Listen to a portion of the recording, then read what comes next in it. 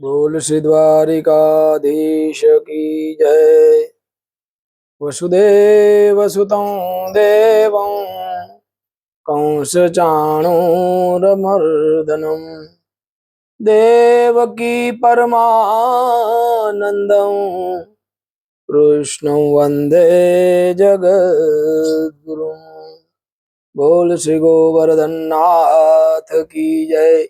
गिरिराज धरण की जय। श्री द्वारिकाधीश की जय। श्री गोपाल लाल प्यारे की जय। श्याम सुंदर श्यामने महारानी की जय। श्री वल्लभाधीश की जय। श्री गोसाई जी परम दयाल की जय। अष्ट सखन की जय। 84 वैष्णव की जय। 252 भगवदियों की जय। 84 बैठकों की जय। वल्लभ कुल समस्त परिवार की जय। अपने अपने गुरुदेव की जय। સૌને જય શ્રી કૃષ્ણ। ભક્તો, આજે આપણે સાંભળવાના છીએ વટ સાવિત્રી પૂર્ણિમાની વ્રતની કથા, મહિમા અને પૂજન વિધિ। જો આપને આ વિડીયો પસંદ આવે તો લાઈક કરજો, શેર કરજો અને જો પહેલી વખત જોઈ રહ્યા હોય તો સબસ્ક્રાઇબ કરજો, જેથી અમારા આવનારા નવા વિડીયો આપને તાત્કાલિક પહોંચે। ધન્યવાદ। અર્ગલા સ્તોત્રનો મંત્ર છે, દેહી સૌભાગ્ય આરોગ્યમ દેહી મે પરમમ સુખમ રૂપમ દેહી જયમ દેહી યશો દેહી દિશો જય। બોલ શ્રી સાવિત્રી માત કી જય। ભક્તો, સનાતન ધર્મમાં પૂર્ણિમાનું ઘણું મહત્વ રહેલું છે। પૂનમના દિવસે ચંદ્રમા 16 કળાએ ખીલેલા હોય છે અને ધરતી ઉપર અમૃત વર્ષા કરે છે। પૂનમના દિવસે દરિયામાં ભરતી એટલે કે હાઈ ટાઈડ વધુ આવે છે। આ પૂર્ણિમા જે જ્યેષ્ઠ માસની પૂર્ણિમા છે તેને વટ સાવિત્રી પૂર્ણિમા તરીકે પણ આપણે ઓળખીએ છીએ। તેમાં સૌભાગ્યવતી બહેનો પોતાના પતિના લાંબા આયુષ્ય માટે વટ સાવિત્રીનું વ્રત કરે છે। આ દિવસ વટવૃક્ષની પૂજા થાય છે। યમરાજ, સાવિત્રી અને સત્યવાનની પૂજા થાય છે। બહેનો 16 શૃંગાર કરી વટ સાવિત્રીનું પૂજન કરવા જાય છે। આ પૂર્ણિમાનું વ્રત તેરસના દિવસથી પૂનમ સુધી એક ટાઈમ ભોજન લઈને પણ કરાય છે। પૂનમના દિવસે વટવૃક્ષનું પૂજન કરે, ઉપવાસ કરે, ફલાહાર કરે કે નિરાહાર રહે છે। આ દિવસ પૂજા માટે બ્રહ્મ મુહૂર્ત 4:33 થી 5:15 સુધી છે। અભિજીત મુહૂર્ત બપોરનું 12:16 વાગ્યાથી 1:10 સુધીનું છે। વિજય મુહૂર્ત 2:58 થી 3:53 સુધીનું છે। જે સ્થાને જેવી રીતે જે પ્રમાણે પૂજા થતી હોય એ પ્રમાણે જે રીત રિવાજ મુજબ બહેનોએ પૂજા કરવી। હવે આપણે જોઈએ કે પૂજા કરતી વખતે કઈ કઈ સામગ્રી જોઈએ। એક થાળીમાં કંકુ, ચંદન, અબીલ, ગુલાલ, જળનો ભરેલો કળશ, કાચા સૂતરનો દડો, અક્ષત, પુષ્પ, ધૂપ, દીપ, પાન, સોપારી વગેરે લેવા।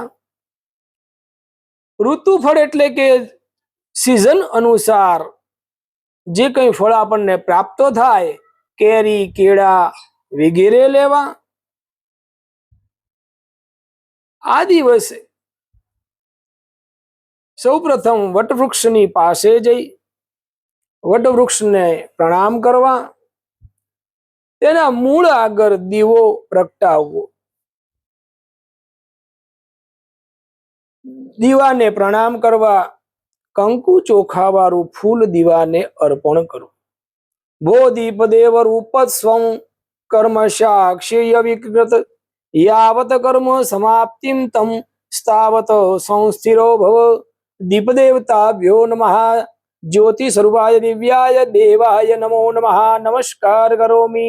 એમ બોલી દીવાને સાક્ષી તરીકે રાખીને પ્રણામ કરવા. પછી વટવૃક્ષના મૂળમાં જલ અર્પણ કરવું. જમણા હાથમાં પાણી લઈ 3 વખત આચમન કરવું. ઓમ કેશવાય નમઃ પી જવું. ઓમ નારાયણાય નમઃ પી જવું. ઓમ માધવાય નમઃ પી જવું. ઓમ ગોવિંદાય નમઃ હસ્તૌ પ્રક્ષાલ્ય હાથ ધોઈ નાખવા. પછી જળને જમણા હાથમાં લઈ સંકલ્પ કરવો 3 વખત. ઓમ વિષ્ણુર વિષ્ણુ વિષ્ણુ વિષ્ણુ. સંસ્કૃતમાં ન આવડે તો ગુજરાતીમાં બોલવું કે પ્રભુ, હું મારા પતિની રક્ષા માટે આ વ્રત કરી રહી છું, તો મારો ચૂડી ચાંદલો અમર રાખજો. જળ વૃક્ષના મૂળ આગળ અર્પણ કરવું. ત્યારબાદ કંકુ ચંદનથી વટવૃક્ષની પૂજા કરવી, તિલક કરવું, એના ઉપર અક્ષત ચડાવવા, પુષ્પ ચડાવવા, ધૂપ આપવો અને પછી અબીલ ગુલાલ ચઢાવવા, ભોગ ધરાવવો. તેમાં માવાની મીઠાઈ, ખીર વગેરે તમારા રીત રિવાજ મુજબ તમે ધરાવી શકો છો. વટવૃક્ષમાં બ્રહ્મા વિષ્ણુ મહેશનું ધ્યાન કરવું.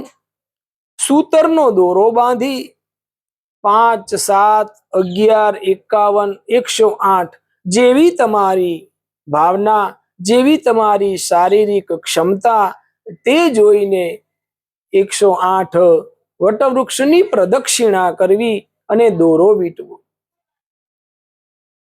ગણતરી માટે સિંગદાણા, કમર કાકડી પહેલેથી 108 ગણી અને લઈ જવા. એક એક પરિક્રમા કરવી અને એક એક વસ્તુ મૂકવી, જેથી આપણને 108 પરિક્રમા થાય તેનું ધ્યાન રહે. આ રીતે પરિક્રમા કરવી. ભગવાનને પ્રાર્થના કરવી કે મારો ચૂડી ચાંદલો અમર રહે, મારા ઘરમાં સુખ શાંતિ બની રહે. પ્રભુ, સદૈવ આપની કૃપા અમારા ઉપર વરસતી રહે. તમારી અમી દ્રષ્ટિ અમારા ઉપર રાખજો. આવાહનમ ન જાનામિ તવાર્ચનમ પૂજામ ચૈવ ન જાનામિ ક્ષમતામ પરમેશ્વર. આ રીતે પ્રાર્થના કરવી, ક્ષમા યાચના માંગવી. વટ સાવિત્રીના વ્રતના ઉજવણીમાં જરૂરિયાતમંદોને દાન આપવું, બ્રાહ્મણોને દક્ષિણા આપવી, ગાયોને ઘાસ ખવડાવવું. ધ્યાન રાખવું કે તે દિવસે તામસિક એટલે કે ડુંગળી લસણ ખાવું નહીં. તામસિક આહાર ન લેવો. માતા સાવિત્રી અને વૃક્ષની પ્રણામ કરી જલ ગ્રહણ કરવું. ત્યારબાદ પતિના ચરણ સ્પર્શ કરવા, ઘરના વડીલોના આશીર્વાદ લેવા. આ વટ સાવિત્રીના વ્રત જે બહેનો કરે છે તે ખાસ આ કથા સાંભળે.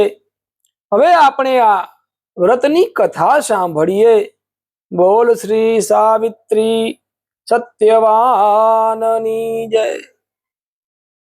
ઘણા વર્ષો પહેલા એક અશ્વપતિ નામના રાજા થઈ ગયા. તેની રાણીનું નામ મંગળા હતું. રાજા રાણી ખૂબ ઉદાર અને દયાળુ હતા. તેના રાજ્યની પ્રજા સર્વ વાતે સુખી હતી. રાજાને એક જ વાતનો દુઃખ કે તેમને કોઈ સંતાન નહોતું. એક દિવસ આ રાજાને ત્યાં નારદ મુનિ પધાર્યા. એક દિવસ રાજાને ત્યાં નારદ મુનિ પધાર્યા. રાજાને તેની ચિંતાનું કારણ પૂછ્યું. ત્યારે રાજાએ તેમને પોતાનું દુઃખ જણાવ્યું. નારદ મુનિએ અશ્વપતિ રાજાને સંતાન પ્રાપ્તિ કરવા માટે તપ કરવા માટે કહ્યું. નારદજીના કયા મુજબ રાજાએ સાવિત્રી દેવીની આરાધના કરવા માંડી. રાજાએ ખૂબ જ આકરું તપ કર્યું એટલે એમને સાવિત્રી દેવી પ્રસન્ન થયા. તેમણે રાજાને વરદાન માંગવા કહ્યું. ત્યારે રાજાએ કહ્યું કે દેવી, આપની કૃપાથી અમે સર્વ વાતે સુખી છે, પણ આ સુખ ભોગવવા માટે અમારે ત્યાં કોઈ સંતાન નથી. ત્યારે દેવીએ કહ્યું કે રાજન, તમારા નસીબમાં પુત્રનું સુખ નથી, પણ મેં તમને વચન આપ્યું છે એટલે તમને એક પુત્રના બદલે પુત્રી થશે, અને પુત્રી પણ એવી ગુણિયન, સંસ્કારી અને ભક્તિવાળી. આગળ જતા તેનું નામ રોશન કરશે. તમે આ પુત્રીનું નામ મારા પરથી એટલે કે સાવિત્રી પાડજો. આટલું કહી માતાજી તો અંતર ધ્યાન થઈ ગયા. થોડા સમય બાદ રાણીને દિવસો રહ્યા અને પૂરા 9 માસે એક કુંવરીનો જન્મ થયો. કુંવરી રૂપના અંબાર જેવી હતી. રાજા રાણીએ માતાજીના કયા પ્રમાણે કુંવરીનું નામ સાવિત્રી પાડ્યું. આ સાવિત્રી ખૂબ જ લાડકોડમાં ઉછરવા લાગી. તે દિવસે વધે એટલી રાત્રે વધે, અને રાજાએ તો તેને ભણાવી ગણાવી સર્વ વિદ્યામાં પારંગત કરી છે. ધીરે ધીરે સાવિત્રી ઉંમર લાયક થઈ. રાજા રાણીને પણ તેના લગ્નની ચિંતા થવા લાગી. એની આગળ માંગા આવવા માંડ્યા. કોઈ હા પાડતું નહીં. એવામાં એક દિવસ નારદજી આવી ચડ્યા. નારદજીની આગળ રાજાને કહ્યું કે તમે રાજકુંવરીને પરણાવતા કેમ નથી? રાજકુંવરીને અનુકૂળ આવે એવો કોઈ રાજકુમાર મળે તો પરણાવીએ. રાજાએ આમ કહ્યું. એવામાં સાવિત્રી પણ ત્યાં આવી પહોંચ્યા. તેમણે નારદજીને પ્રણામ કર્યા છે, આશીર્વાદ આપ્યા. બેટી, તને કોઈ રાજકુમાર પસંદ પડ્યો કે નહીં? રાજકુમાર સાવિત્રી બોલ્યા કે હે ભગવાન, ધુમતસેન નામનો રાજા, તેના દુશ્મનોએ તેનું રાજ્ય પડાવી લીધું છે. આથી તેઓ જંગલમાં આશ્રમ બાંધીને રહે છે. તેમના પુત્ર સત્યવાનને હું મનથી વરી ચૂકી છું. આ સાવિત્રીની વાત સાંભળી નારદજી કઈ ન બોલ, છતાં થોડી વાર વિચાર કરીને બોલ્યા, સાવિત્રી, તે પસંદગી તો સારી કરી છે. સત્યવાન ખરેખર રૂપ અને ગુણના ભંડાર છે. પણ સાવિત્રી બોલે, પણ શું મુનિવર નારદજી કહે છે કે તેનું આયુષ્ય ખૂબ ટૂંકું છે. હવે માત્ર 1 વર્ષ તે જીવશે. આ સાંભળી રાજા રાણીના માથે તો દુઃખના ડુંગર તૂટી પડ્યા. થોડી વાર સુધી સ્તબ્ધ બનીને બેસી રહ્યા. પછી રાજા રાણીએ દીકરી સાવિત્રીને બીજો પતિ પસંદ કરવા માટે વિનંતી કરી. ખૂબ સમજ્યા, પણ આ સાવિત્રી તો એકની બે ના થઈ. પોતાના વિચાર પર અડગ રહી. આથી રાજા રાણી ઢીલા પડ્યા. નારદજીની પણ ધીરજ ખૂટી ગઈ. એટલે નારદજીએ નારાયણ નારાયણ કરતા ત્યાંથી ચાલ્યા ગયા. રાજા જંગલમાં આવેલા ધુમસેનના આશ્રમે ગયા છે. ધુમતસેન અને તેની પત્નીને બંને અંધ હતા. આથી તેઓ રાજાને ઓળખી શક્યા નહીં. રાજા ધુમતસેન પાસે ગયા ને બોલ્યા કે હે રાજન, મારું નામ અશ્વપતિ છે. હું આ રાજ્યનો રાજા છું. મારી પુત્રી સાવિત્રીનું માગું આપના પુત્ર સત્યવાન સાથે કરવા માંગુ છું. આ સાંભળીને રાજા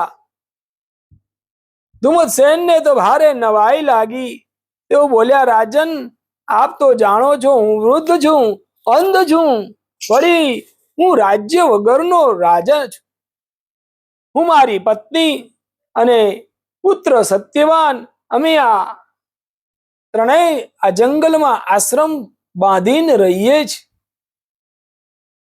અત્યારે અમે મારી પાસે કઈ માલ મિલકત નથી. મારો પુત્ર સત્યવાન લાકડા કાપી લાવે છે જંગલમાંથી અને તેને વેચીને મારું ગુજરાન ચાલે છે. જ્યારે આપની દીકરી તો એક રાજકુમારી છે. નાનપણથી રાજમહેલમાં મોટી થઈ છે. એને કદી આવા દુઃખો વેઠ્યા નહીં હોય. હાથે કરીને આવા જંગલમાં દુઃખ વેઠવા માટે શા માટે તૈયાર થઈ છે? ત્યારે રાજન બોલે છે કે સાવિત્રી પોતે જ તમારા પુત્રને પરણવા તૈયાર થઈ છે, તો પછી આપને શું વાંધો હોઈ શકે? ત્યારે રાજા ધુમતસેન કહે છે કે ના, મને કઈ વાંધો નથી, પણ હજી સાવિત્રી તો નાદાન છે. તેને પોતાના ભવિષ્યનો લાંબો વિચાર કરી શકતી નથી. માટે આપણે તેને સમજાવવી જોઈએ. ત્યારે રાજા કહે છે કે પરંતુ સાવિત્રી આ વાતમાં તો અડગ છે. તેને સત્યવાન સિવાય બીજા કોઈ પુરુષને પરણવા ઈચ્છતી નથી. ત્યારે ધુમતસેન રાજા ફરી કહે છે કે જેવી હરિની ઈચ્છા. મને તો સાવિત્રી જેવી પુત્ર વધુ મળે તેને હરખની વાત છે. ખુશીથી મારા પુત્ર સત્યવાન સાથે આપની પુત્રીને પરણાવો. થોડા દિવસ બાદ શુભ મુહૂર્ત જોઈ અશ્વપતિ રાજાએ પોતાની પુત્રી સાવિત્રીને સત્યવાન સાથે ધામધૂમથી પરણાવી છે. રાજા રાણી ઉપરથી ખુશ દેખાતા હતા, પરંતુ અંદરથી દીકરીની ચિંતા સતાવતી હતી. રાજાએ પોતાની દીકરી સાવિત્રીને કન્યાદાનમાં ખૂબ ચીજ વસ્તુ અને પુષ્કળ ધન આપ્યું છે. આશ્રમમાં સત્યવાન ને સાવિત્રી ખૂબ આનંદમાં પોતાના દિવસ પસાર કરવા લાગ્યા છે. એક વખત નારદ મુનિ તેમના આશ્રમમાં પધાર્યા. તેમણે સાવિત્રીને વટ સાવિત્રીનું વ્રત કરવાનું જણાવ્યું. સાવિત્રીએ 3 દિવસનું વટ સાવિત્રીનું વ્રત ખૂબ જ ભક્તિ ભાવથી કર્યું છે અને ચોથા દિવસે તેણે પૂર્ણ કર્યું. ખૂબ જ ભાવથી માં સાવિત્રી દેવીની આરાધના કરી. આમ 1 વર્ષ પૂરું થયું. નારદ મુનિના કયા પ્રમાણે સત્યવાનના મૃત્યુનો દિવસ નજીક આવવા લાગ્યો. તેમ તેમ સાવિત્રી વધુને વધુ અડગ થવા લાગી છે. આજે સત્યવાનના મૃત્યુનો દિવસ આવી ગયો. એ દિવસે સાવિત્રીએ સાવિત્રી દેવીનું ધ્યાન કર્યું છે. સવારના પહોરમાં સત્યવાન લાકડા કાપવા જંગલમાં જવાની તૈયારી કરવા લાગ્યા. સાવિત્રીની ઈચ્છા હતી કે આજે આખો દિવસ પોતાના સ્વામી સાથે રહેવું. તેણે સત્યવાન સાથે જંગલમાં જવાની ઈચ્છા વ્યક્ત કરી. સત્યવાન પોતાની સાથે સાવિત્રીને પણ જંગલમાં લઈ ગયા છે. સત્યવાન ને સાવિત્રી બંને વાતો કરતા કરતા જંગલમાં એક સૂકા ઝાડના ઠૂંઠા પાસે બેસી રહ્યા. સત્યવાન તે ઝાડ ઉપર કુહાડીના ઘા મારવા ગયો અને અચાનક એના પેટમાં ભારે દુખાવો ઉપડ્યો અને તે જમીન ઉપર ઢળી પડ્યો, બેભાન થઈ ગયો. સાવિત્રી પોતાના સ્વામીનું માથું પોતાના ખોળામાં લઈ કપાળે હાથ ફેરવવા લાગી. એટલામાં તો એક ભયંકર કાળા રંગનો તેજસ્વી વિશાળ આકૃતિ વાળો પુરુષ ત્યાં પ્રગટ થયો છે. સાવિત્રી તેને જોઈ સહેજ પણ ડરી નહીં. ઉલટાનું સાવિત્રીએ પુરુષને પૂછ્યું, તમે કોણ છો? અહીં કેમ આવ્યા છો? ત્યારે તે પુરુષ બોલ્યો, હું સ્વયં યમરાજ છું, તારા પતિનો જીવ લેવા માટે આવ્યો છું. ત્યારે સાવિત્રી બોલ્યા કે મૃત્યુ લોકના માનવીનો જીવ લેવા માટે તો આપના યમદૂતો આવે છે, તો પછી આજે આપ જાતે કેમ આવ્યા? આ સાંભળી યમરાજ બોલ્યા, સત્યવાન સાચો સદાચારી પુરુષ છે, એટલે એનો જીવ લઈ જવો તે મારા દૂતોનું કામ નથી. આવા પવિત્ર પુરુષની આત્માને લેવા માટે હું સ્વયં પોતે આવ્યો છું. આમ કહી યમરાજે સત્યવાનના પ્રાણ હરી લીધા છે અને ચાલવા લાગ્યા. સાવિત્રી પોતાના પતિના મૃતદેહને ઝાડ નીચે મૂકી દુખી હૃદયે વિલાપ કરતા કરતા યમરાજની પાછળ પાછળ ચાલવા લાગી છે. પાછળ આવતી સાવિત્રીને જોઈ યમરાજ બોલ્યા કે હે બેટા, હવે પાછળ આવવું નકામું છે, કારણ કે અહીંથી માનવીની હદ પૂરી થાય છે. તું પાછી જા. વિધિના લેખ મિથ્યા થતા નથી, માટે હવે તારે શોક કરવો નકામો છે. યમરાજ મારી શ્રદ્ધા અને સંકલ્પ બંને અડગ છે. હું મારા પતિ સાથે જ રહીશ. 7 ડગલા સાથે ચાલનાર ને મિત્રનો અધિકાર મળે છે. હું તો આપની સાથે ઘણા ડગલા ચાલી, એટલે હવે આપ મારા મિત્ર બન્યા છે. મારો પ્રતિવ્રત ધર્મ પાળવા માટે આપ મને કઈ રીતે રોકી શકો? આમ કહી સાવિત્રી તો સંવાદ સાંભળીને યમરાજા મૌન થઈ ગયા. યમરાજ પ્રસન્ન થયા, બોલ્યા, બેટી, તારા મધુર અને સત્ય વચનની માટે હું પ્રસન્ન થયો છું.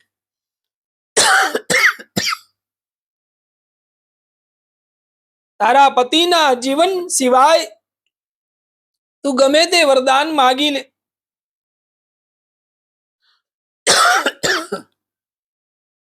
ત્યારે સાવિત્રી બોલ્યા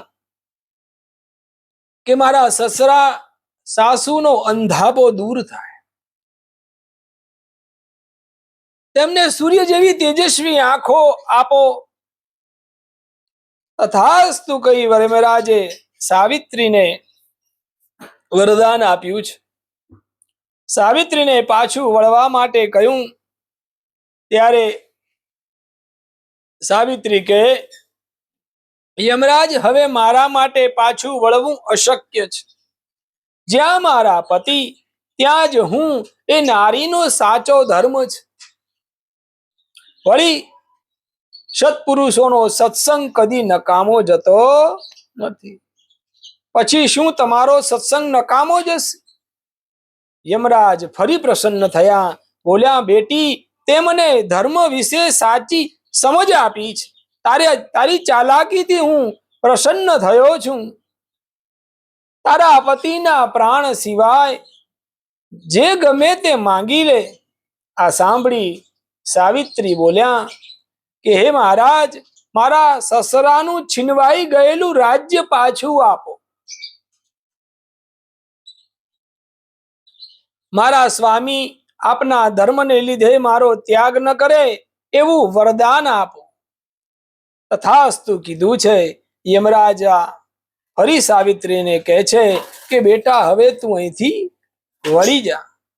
ત્યારે સાવિત્રી ફરીથી બોલ્યા, યમરાજ આપ તો સૌ નિયમમાં રાખો છો, મને શા માટે નિયમ વિરુદ્ધ જવાનું કહો છો? શું મારા પતિ સાથે આવવાનો મારો નિયમ નથી? ત્યારે યમરાજ કહે છે કે સાવિત્રી તારી તર્ક બુદ્ધિ ને વાણીએ મને તો વચનમાં બાંધી લીધો છે. તારા પતિના જીવન સિવાય તું ગમે તે માગી લે. ત્યારે સાવિત્રી કહે છે કે હે યમદેવ, મારા પિતાને એક પુત્ર નથી, તેમને 100 પુત્રો આપો, તેમનો વંશ આગળ વધે તેવું વરદાન આપો. તથાસ્તુ કહી યમરાજ ચાલવા લાગ્યા. સાવિત્રી તેમની પાછળ પાછળ ચાલવા લાગી. યમરાજ બોલ્યા, સાવિત્રી હવે તું અહીંથી પાછી વળી જા. ત્યારે સાવિત્રી કહે છે કે યમરાજા મારા પતિ આપ જેવા સત્પુરુષો પાસે હોવાથી મને સેજ પણ દુઃખ લાગતું નથી. સત્પુરુષોના હૃદય હંમેશા પવિત્ર હોય છે અને તેથી જ બધા મનુષ્ય સંતોનો વિશ્વાસ કરે છે. હું પણ આપના વિશ્વાસે ચાલી આવી છું. આ સાંભળીને યમરાજ કહે છે કે સાવિત્રી તારા વચનથી હું ઘણો સંતુષ્ટ થયો છું, માટે તારા પતિના જીવ સિવાય ગમે તે વરદાન તું માગી લે. હવે તું ઘણે દૂર આવી ગઈ છે, ત્યારે પાછી વળ. ત્યારે સાવિત્રી કહે છે કે યમરાજ મને 100 બળવાન પુત્ર થાય એવું વરદાન આપો. ત્યારે યમરાજ કહે છે તથાસ્તુ, તારી ઈચ્છા પૂરી થશે. હવે તું એકે ડગલું આગળ ફળ્યા વિના પાછી વળ. ત્યારે સાવિત્રી કહે છે કે યમરાજ આપે મને 100 પુત્રો થાય તેવું વરદાન આપ્યું છે. મારા જેવી પતિવ્રતા સ્ત્રીને પતિ વગર પુત્ર કેવી રીતે થશે? ત્યારે યમરાજ કહે છે કે હે સાવિત્રી, તે તો ખરેખર તારી બુદ્ધિ ચાતુર્યથી તર્કયુક્ત વાણીથી મને હરાવ્યો છે. હું તારી ચતુરાઈથી પ્રસન્ન થયો છું. જા, તને તારો પતિ પાછો આપું છું અને તેને 400 વર્ષનું આયુષ્ય પણ આપું છું. આમ કહી યમરાજા સાવિત્રીને આશીર્વાદ આપી ખાલી હાથે પોતે પાછા વળ્યા છે. સાવિત્રી જે વૃક્ષના નીચે પોતાના પતિનો દેહ પડ્યો હતો ત્યાં ગઈ છે. તેના પતિનું માથું ખોળામાં લીધું છે અને તરત જ આરસ મરેડીને સત્યવાન બેઠા થયા છે. સત્યવાનને જીવતા થયેલા જોઈ સાવિત્રી ખુશખુશાલ થઈ ગઈ. સત્યવાનને પોતાને સ્વપ્નમાં જોયેલી સઘળી હકીકત સંભળાવી. સાવિત્રીએ પણ તેને સત્ય હકીકત કહી સંભળાવી. સાવિત્રીના કારણે જ આજે સત્યવાનને નવું જીવન પ્રદાન થયું. તે જાણીને સત્યવાન પોતે આવી પત્ની મળવા બદલ સાવિત્રી દેવીનો આભાર માનવા લાગ્યો. યમરાજાના વરદાનના પ્રતાપે સત્યવાનના પિતા ધુમતસેન પણ દેખતા થયા. તેમણે ગુમાવેલું રાજ્ય પાછું મેળવ્યું. સાવિત્રીના માતા પિતાને ત્યાં સમય જતા 100 બળવાન પુત્રો જન્મ્યા. પોતે પણ 100 ગુણવાન બળવાન આયુષ્યવાન પુત્રોની માતા બની. આમ ફરી તેમના જીવનમાં આનંદ મંગલ વ્યાપ્યો. હે માં સાવિત્રી, તમે જેવા આ સાવિત્રીને સત્યવાનને ફળ્યા તેવું તમારું આ વ્રત કરનાર, કથા કહેનાર, કથા સાંભળનારને પણ ફળજો. બોલ શ્રી સાવિત્રી માતની જય. મિત્રો, આપણે સાંભળ્યું વટ સાવિત્રીનું વ્રત, પૂર્ણિમાની કથા. વિધિ મહિમા આપને મને આશા છે કે આપને આ વિડીયો જરૂર પસંદ આવ્યો હશે। બોલ શ્રી મહાકાલી માત કી જય। જયંતી મંગલા કાલી ભદ્રકાલી કપાલિની दुर्गा क्षमा शिवा दात्री स्वाहा सदा नमोस्तुते।